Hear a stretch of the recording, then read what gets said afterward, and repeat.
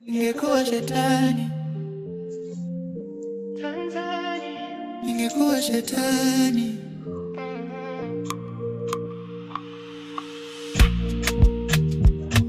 Yeah. Yeah. Yeah.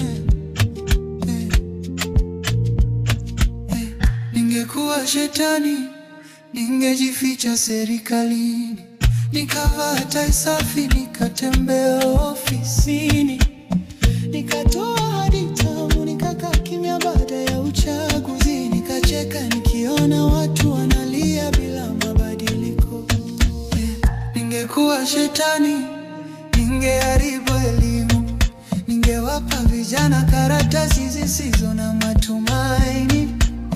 Ningefanya shule kuwa biashara ya matajiri, wenye kipaji bila hela wabaki mitaani. Ningekuwa shetani, ningependa madini, ningeyauza kimya kimya kwa wageni, ningewacha Watanzania wakiwa na mashimo, wakichimba dhahabu lakini njaa ndo zao.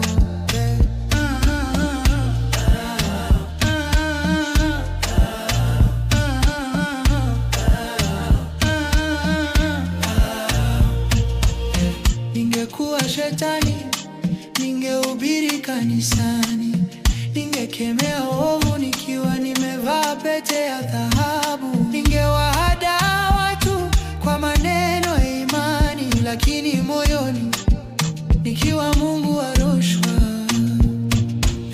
Ningekuwa shetani, ningechoma ndoto za vijana, ningewapa simu na TikTok badala ya vitabu, ningewafanya wapende maarufu kuliko maarifa, na watalala maskini wakiwa na followers milioni. Lakini sijawa shetani, mimi ni binadamu, na bado ninatumaini kwa taifa langu, kwamba tukiamka tukasema ukweli, Tanzania itang'aa tena juu ya vumbi la uongo. Ningekuwa shetani, ningesema kweli, kwamba Tanzania inahitaji ujasiri, sio maneno matupu bali vitendo halisi. Kuamka, kuinuka, iponya roho.